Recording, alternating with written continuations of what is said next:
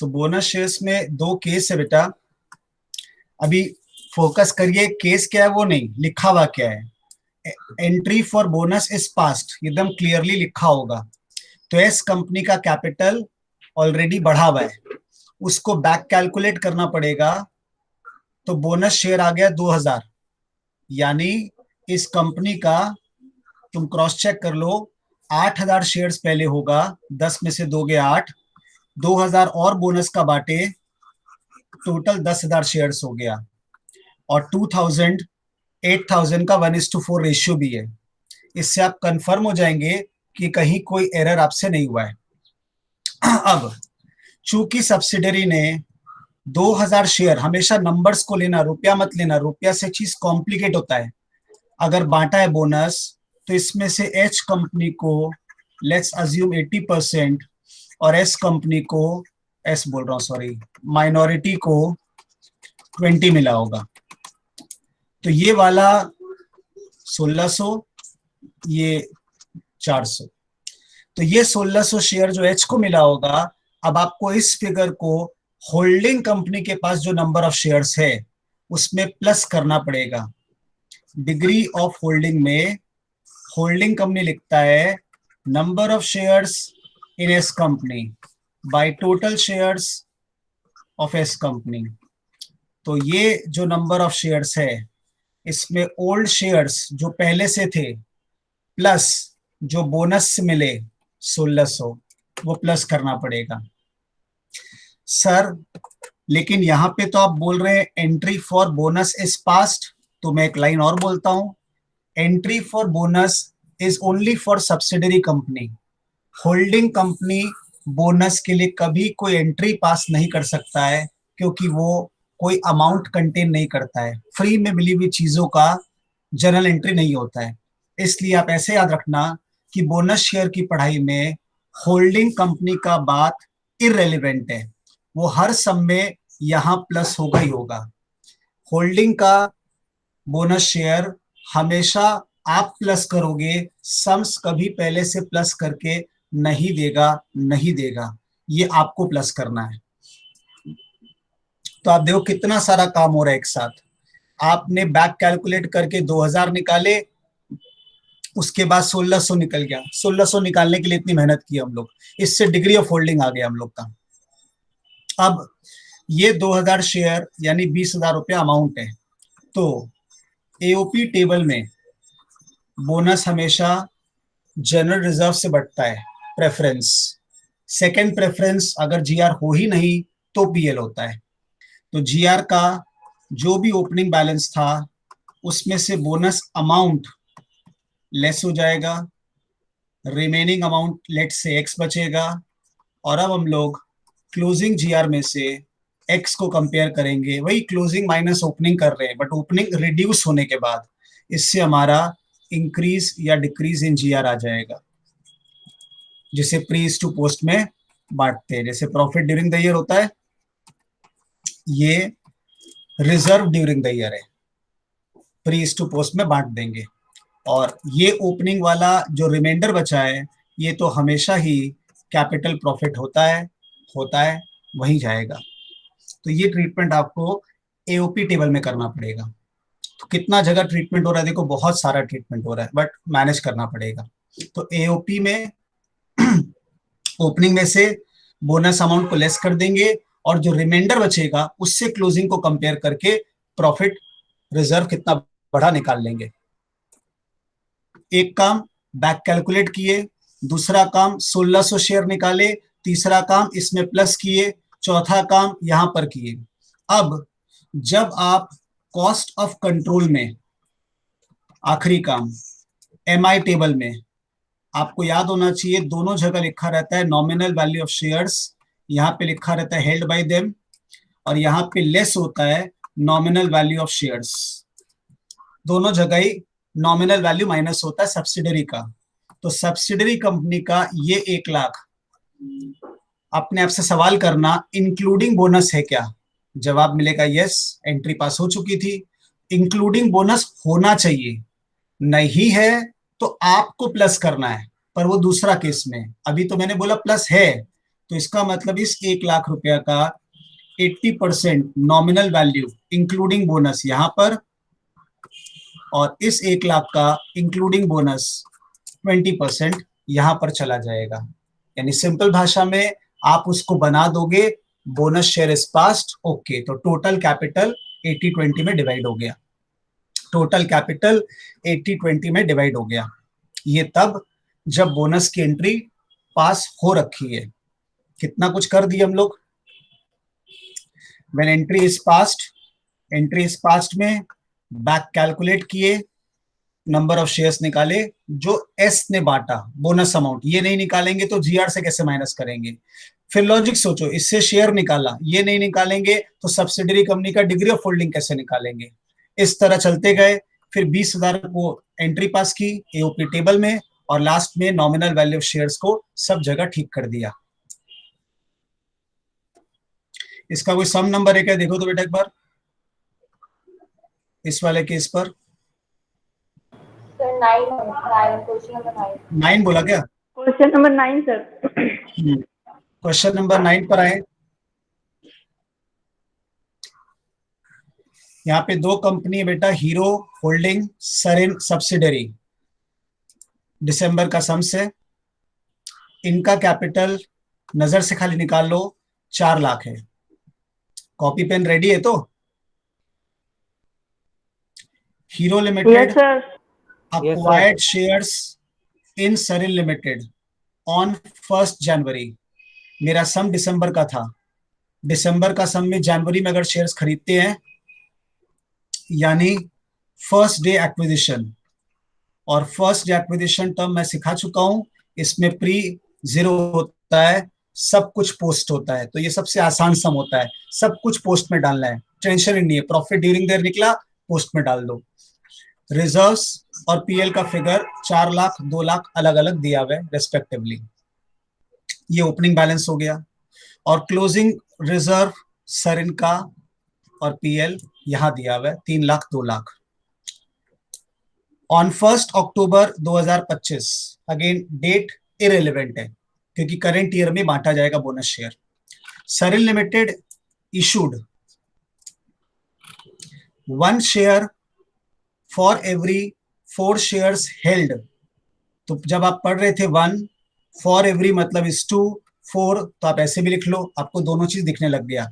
As bonus shares at face value 10, no entry is made in the books of Hero Limited for the receipt of these bonus shares। तो इसका मतलब ये किसके लिए ना कर रहा है, ये बोल रहा है हीरो होल्डिंग कंपनी ने बोनस शेयर की कोई एंट्री रिसीव करते समय नहीं की। भैया होल्डिंग तो कभी एंट्री करता ही नहीं है, करता ही नहीं है, करता ही नहीं है। इररेलेवेंट। होल्डिंग कंपनी की एंट्री आप हमेशा पास करते हो, वो भी नंबर ऑफ शेयर्स बढ़ा करके, सम्स में तो कभी होता ही नहीं है, तो ये लाइन बेकार है।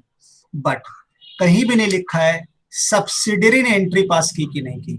तो when nothing is mentioned it is assumed हमेशा करेक्ट एंट्री, यानी सब्सिडरी ने बोनस शेयर की एंट्री पास कर दी है। तो since nothing is given, S company has passed the entry for bonus shares.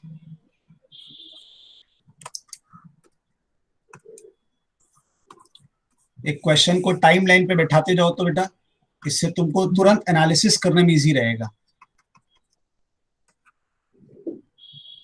ये मेरा ओपनिंग डेट भी है और साथ में ये डेट ऑफ एक्विजिशन भी है। 1 अक्टूबर को बोनस शेयर बांटा गया है 1:4 के रेशियो में।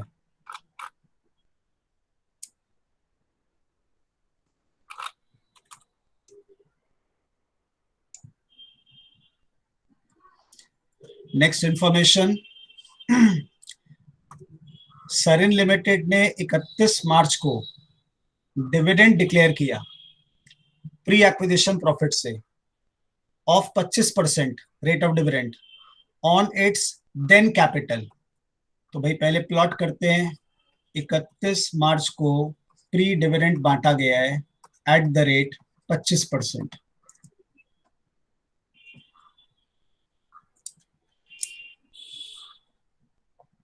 अच्छा, अब बताओ प्री डिविडेंड जिस दिन बांटा गया है उस दिन बोनस शेयर था क्या, दिया हुआ था क्या?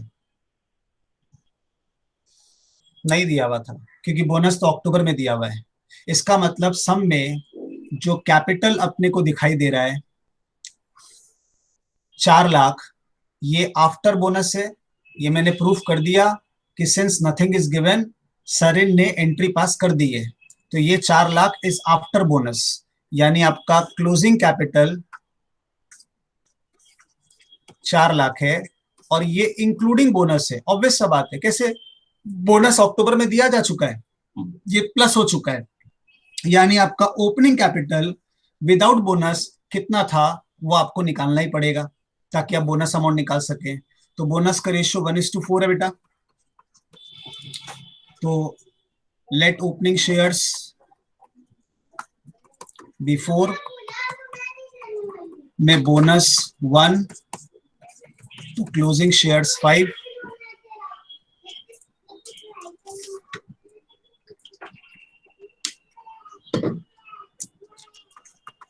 क्लोजिंग कैपिटल 4 लाख है, तो therefore bonus amount back calculate करके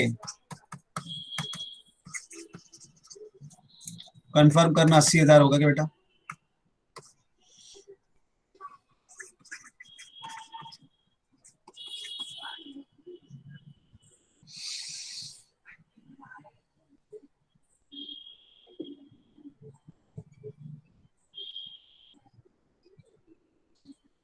अरे सन्नाटा क्यों है भाई, थोड़ा हाँ ना तो बोल दे, इतना तो आलस मत कर।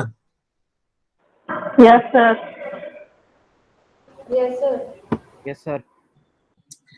तो 8,000 शेयर बोनस आ गया, यानी बिफोर बोनस या ओपनिंग कैपिटल जो था वो closing capital minus bonus shares होगा। और क्लोजिंग कैपिटल रुपया में अगर 4 लाख है तो नंबर्स में, हमेशा नंबर्स में बात करना इजी होता है, क्योंकि रुपया बनाना आसान है। एक शून्य बढ़ा दो या रुपया से एक शून्य घटा दो, तो ओपनिंग कैपिटल 32,000 शेयर्स आ गया।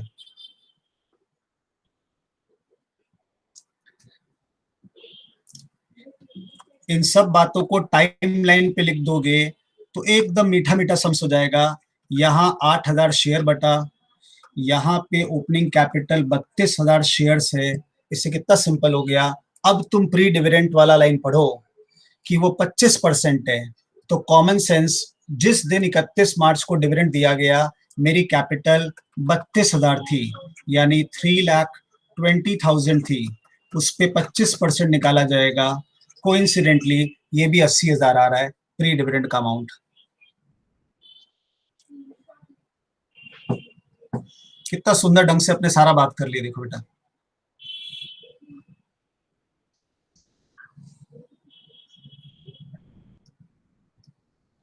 बोलो बच्चों, बोल दो सर अच्छा Yes, लगा। sir. ऐसे ही बेमन से बोल दो सर अच्छा लगा। Yes sir. अब अपने लोग को इन सब को लेकर बेटा पीएल और रिजर्व्स में तामझाम करना है। जो डिविडेंड होता है बेटा वो पीएल से निकलता है, और जो बोनस होता है वो जीआर से एडजस्ट होता है। तो अब अपने एओपी टेबल दिखा रहे हैं ताकि ये सारी चीज बता सकें। अच्छा, एओपी क्यों, पहले डिग्री ऑफ होल्डिंग बतानी है ना। ये जो स्टेप 1 2 है सब वर्किंग नोट बन जाएगा तुम्हारा, सिंपल वर्किंग नोट। जो भी नंबरिंग चल रहा है वो तुम अपना देते रहना बेटा। तो डिग्री ऑफ होल्डिंग,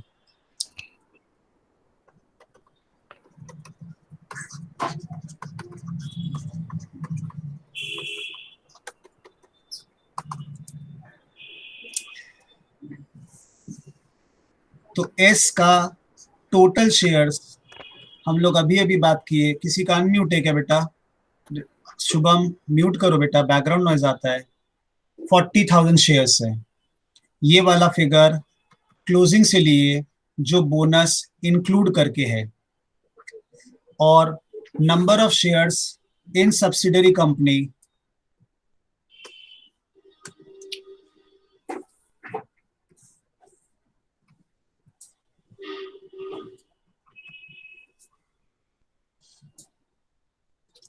कितना नंबर ऑफ शेयर्स है बेटा? 24,000.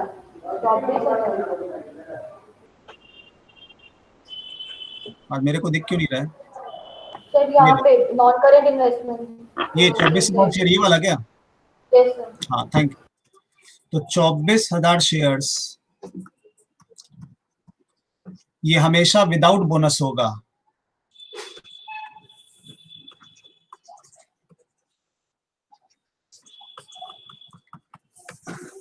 मैंने ऑलवेज बोला, याद रखना, और ऑलवेज मैं बहुत सोच समझ के बोलता हूँ। तो इसमें आपको बोनस जोड़ना पड़ेगा। तो हेंस 24,000 पे 1:4 का रेशियो लगा लो, एक तरीका।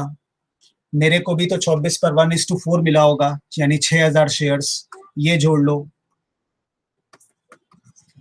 या देखो, बहुत ज्यादा मत कॉम्प्लिकेट करना। उन्होंने 8,000 शेयर बोनस बांटा है, तो 8,000 में हमको भी थोड़ा मिला होगा, पर वो निकालना बहुत कॉम्प्लिकेट हो जाएगा क्योंकि डिग्री ऑफ होल्डिंग अभी तक आया नहीं है, 80-20 जैसा कुछ। तो फिर यही करना ही पड़ेगा, एक ही तरीका। तो 24 + 6 30,000 शेयर्स ऊपर,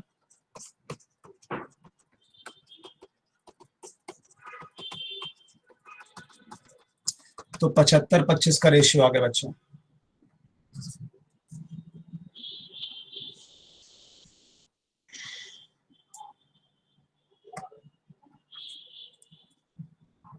एक काम हो गया, चले एओपी की ओर।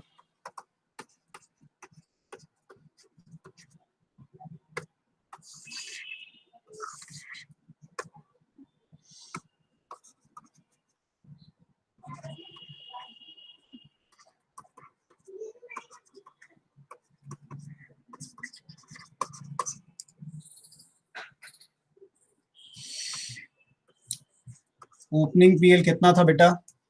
Point number 4 lakh. में 4 लाख। उसको आप अंदर लिखेंगे, मतलब यहाँ पे नहीं लिख रहे हैं, यहाँ डायरेक्टली नहीं लिख रहे हैं क्योंकि हमको काटा पीटी करनी है, अंदर लिख रहे हैं। तो यहाँ इमेजिनरी एक डिवीजन कर दो। सर ओपनिंग पीएल 2 लाख है।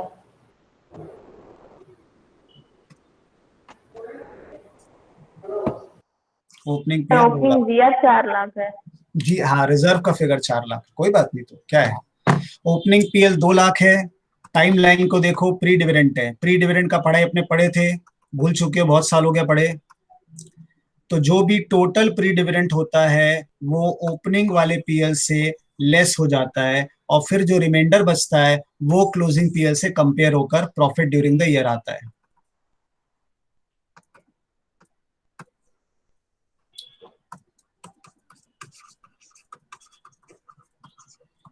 उसका अमाउंट हम लोग निकाल ही चुके हैं टाइमलाइन पर, 80,000 रुपया। तो ये रिमाइंडर अमाउंट यहां लिख देंगे। अब प्रॉफिट ड्यूरिंग द ईयर, यही ब्रैकेट में सारा काम करेंगे। क्लोजिंग पीएल हमेशा बैलेंस शीट यानी शेड्यूल से मिलता है। तो यहाँ पे पीएल है बच्चे 2 लाख, एस का कॉलम माइनस ये वाला ओपनिंग जो रिमाइंडर बचा,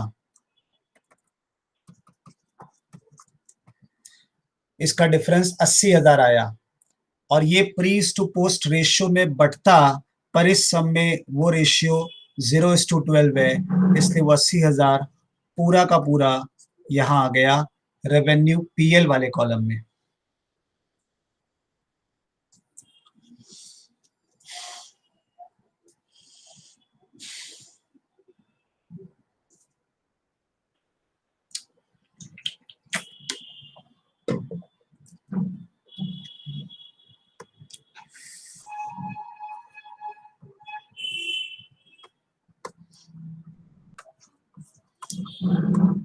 अब ओपनिंग जीआर,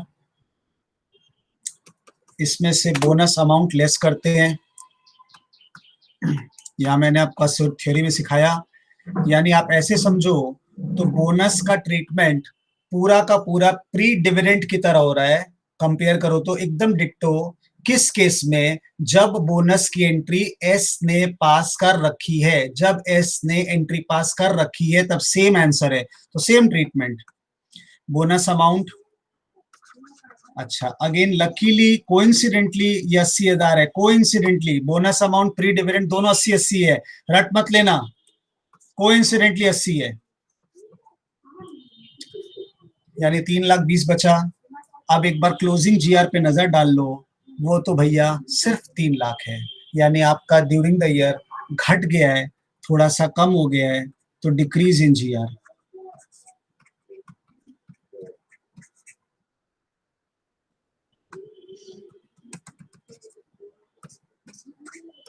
ये जीआर का कॉलम है बेटा, और डिक्रीज मतलब माइनस साइन।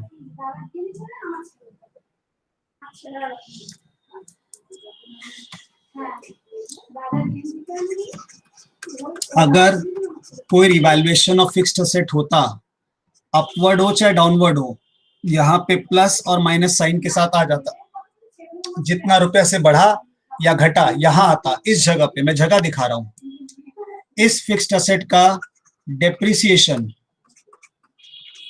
अंडर चार्ज होता या ओवर चार्ज होता। अगर ये बढ़ रहा है तो ऑब्वियस सा पेयर है अंडर, उल्टा। अगर ये घट रहा है तो उसका पेयर है ओवर चार्ज, ऐसे भी ध्यान रख सकते हो।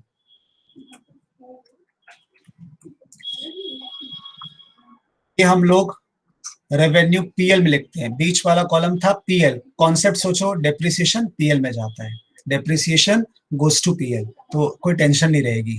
अब अंडर मतलब सिंबल है माइनस, ओवर मतलब सिंबल है प्लस। मेरी आवाज चली गई थी क्या बीच में? No, sir.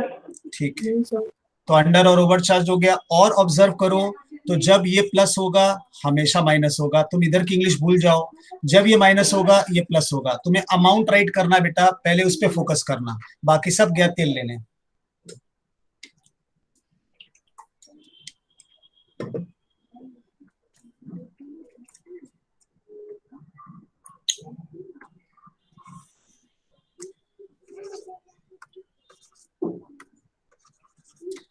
और कभी अगर प्रिलिमिनरी एक्सपेंसेस आ जाए सब्सिडरी कंपनी का, कभी बैलेंस शीट में प्रिलिमिनरी एक्सपेंसेस आ जाए, एक यूनिक सम्स में आता है, कभी बहुत साल पहले एक बार आया था, आ जाए तो उसे राइट ऑफ कर देना। राइट ऑफ करने के लिए प्रिलिमिनरी एक्सपेंसेस हमेशा इस कॉलम में लिखा जाएगा माइनस साइन के साथ, क्योंकि ये एक कैपिटल लॉस है, ये एक कैपिटल लॉस है।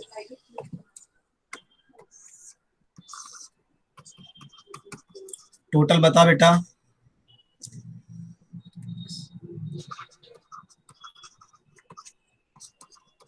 440, 80, 20.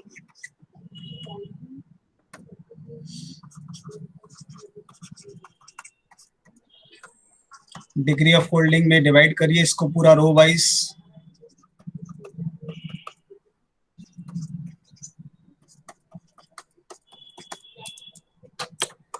माइनस वाला फिगर को भी आप मन में सोचना कैलकुलेटर पे कि हम 20,000 को बांट रहे हैं 75-25 में, और ब्रैकेट लगा दिया।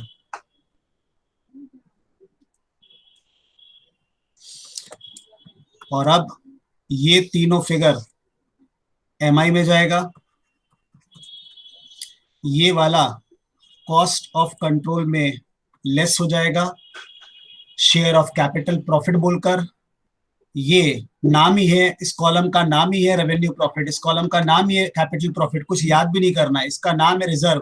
तो ये रेवेन्यू पीएल कंसोलिडेटेड पीएल में प्लस होगा, और ये कंसोलिडेटेड रिजर्व में, चूंकि इसका सिंबल माइनस है तो ऑफ कोर्स वहां माइनस होगा।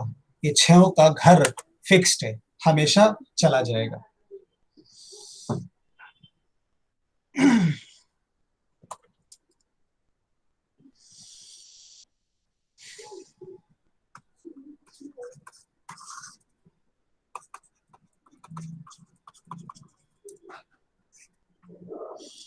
सो बैलेंस शीट में देखो, शेड्यूल 2 में नॉन करेंट इन्वेस्टमेंट्स में इन्वेस्टमेंट्स इन सब्सिडरी कंपनी में डिबेंचर भी इन्वेस्ट कर रखे हैं हम लोग, और इक्विटी शेयर भी इन्वेस्ट कर रखे हैं।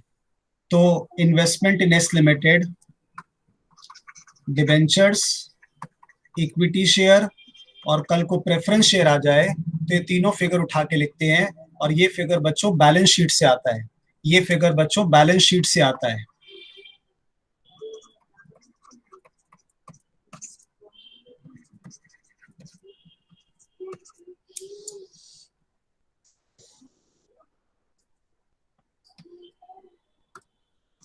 Less share of pre acquisition dividend.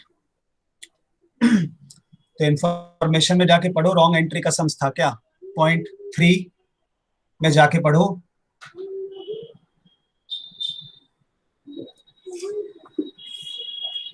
यहाँ क्या लिखा हुआ है भाई, बड़ा ही क्लियर लिखा हुआ है, Hero Limited credited the dividend to the PL. मतलब उन्होंने गलती से प्री डिविडेंड को पीएल में लिखा जबकि इन्वेस्टमेंट्स में लिखना था, तो रॉन्ग एंट्री है, इसलिए अपने लेस कर देंगे। 80,000 का टोटल डिविडेंड था और मेरा डिग्री ऑफ होल्डिंग 75 है। शेयर मतलब हमेशा मेरा हिस्सा।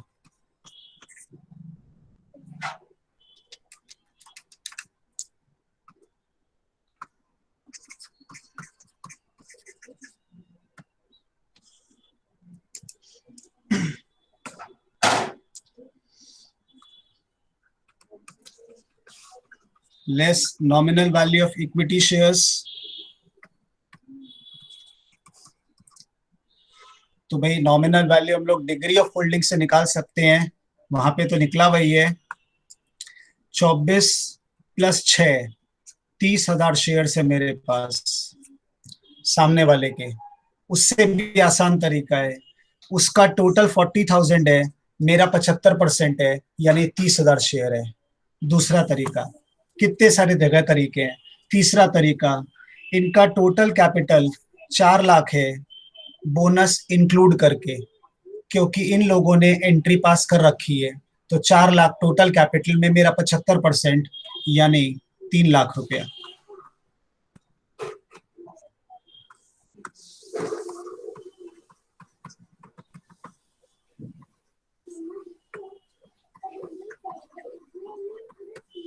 इसको आप अंदर भी लिख सकते हैं, मैं सीधा बाहर लिख रहा हूं। Less nominal value of equity, जब ऊपर 3 इन्वेस्टमेंट लेते हैं तो ऑब्वियस सा बात है नीचे तीनों का नॉमिनल वैल्यू भी लेते हैं। तो इसका नॉमिनल वैल्यू तो हमने ले लिया, अब इसकी बारी है। तो डिबेंचर्स के लिए शेड्यूल 2 में देखेगा,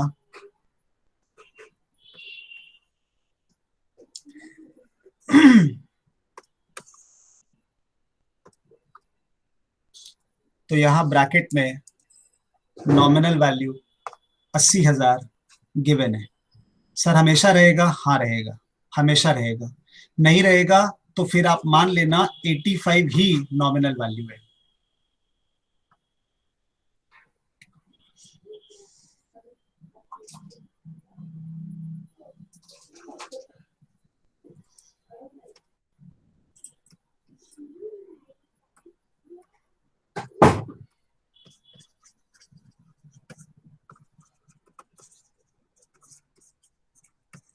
और ये अपने एओपी में निकाल चुके बेटा, वहां से देखिएगा, लिखिएगा, ये काम आप कर लेंगे।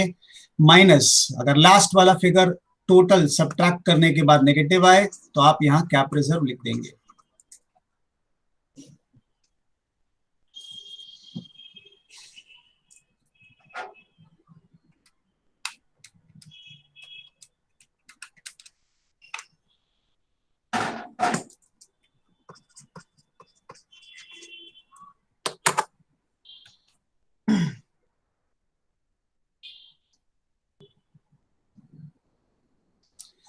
बस इस सब में और कोई स्टेप मैं नहीं करूंगा, समझाने वाला पार्ट मेरा हो गया है। बोलिए, इसमें कोई क्वेश्चन किसी का?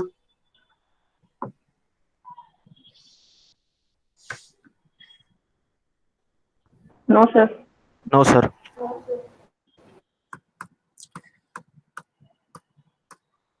आखिरी पढ़ाई, बोनस शेयर्स की एंट्री इज नॉट पास्ड।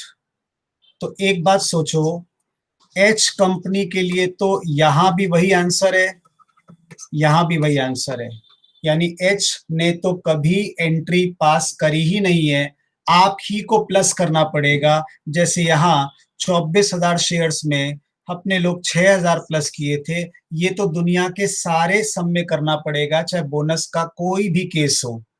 खाली फर्क पड़ेगा सब्सिडरी के थोड़े से कैलकुलेशन पर।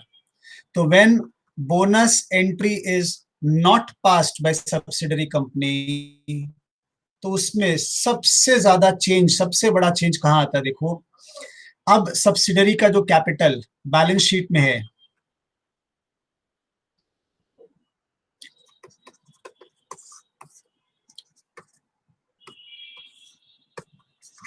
एक बार मान लेते 4 लाख ही है, तो ये 4 लाख विदाउट बोनस है।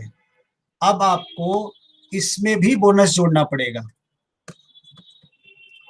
तब जाके क्लोजिंग बैलेंस आएगा। Let's assume the figures. तो अब आपका पहला काम यहाँ पे चेंजेस हो गया, कैपिटल। अब आपको क्लोजिंग निकालना पड़ रहा है, कोई तो बात नहीं है। जब ये क्लोजिंग आ जाए तो इसका कुछ हिस्सा कॉस्ट ऑफ कंट्रोल में जाएगा 75% अज्यूमिंग डिग्री ऑफ होल्डिंग, और बाकी 25 जाएगा एमआई में। यानी कुछ बहुत हार्ड बात नहीं है। मैंने कहा एकदम यूनिक बात कहां पर है वो समझना। सबसे यूनिक बात इस जगह पर है, इस वर्किंग नोट में, इस जगह पे ध्यान देना, इस जगह पे।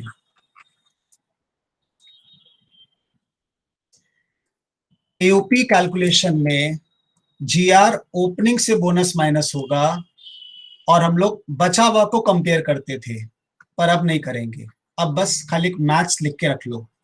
अब हम लोग ओपनिंग जीआर से बोनस का अमाउंट लेस करेंगे, क्लोजिंग जीआर से भी बोनस अमाउंट लेस करेंगे, और जो रिमाइंडर आएगा उन दोनों से कंपेयर करके प्रॉफिट ड्यूरिंग द ईयर निकालेंगे।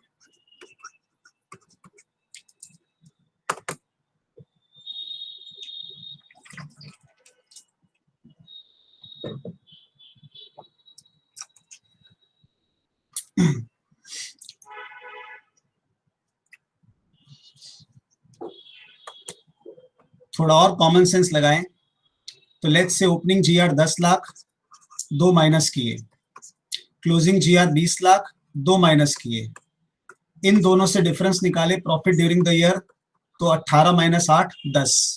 और ध्यान से देखो, चूंकि आप दोनों से सेम अमाउंट माइनस कर रहे हो, तो यहां भी वही डिफरेंस आएगा। मतलब आप इधर वाला फिगर भी ले सकते हो और इधर वाला भी, टेक्निकली सेम आंसर आएगा। पर ये वाला आंसर अच्छा नहीं है, क्योंकि जब आप एओपी टेबल बनाएंगे तो एओपी टेबल में आपको लिखना पड़ेगा ओपनिंग जीआर में लेस बोनस अमाउंट, और लेस करने के बाद जो एक्स आएगा वो आएगा कैपिटल प्रॉफिट में। इसलिए बेस्ट तरीका यही होता है कि ओपनिंग से लेस किया, इधर क्लोजिंग से भी वर्किंग नोट में लेस कर लिया। ऐसे टेबल बना लेना हमेशा, ऐसे जैसे हम दिखा रहे हैं 10 माइनस 2 वाला, ये हटाओ, कुछ नहीं करना, बस टेंशन जितना करेगा उतना टेंशन होगा।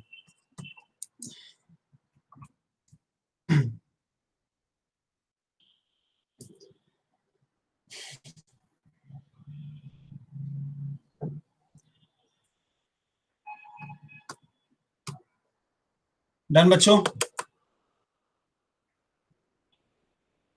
Yes sir. Yes, sir. तो फिर मेरे तरफ से मैं इसको मानता हूं ओवर हो गया मेरा पार्ट रिवीजन का। Will wrap it up today. कोई क्वेश्चन किसी Okay, का? sir. नहीं? ठीक है, हम रिकॉर्डिंग पहले स्टॉप करें।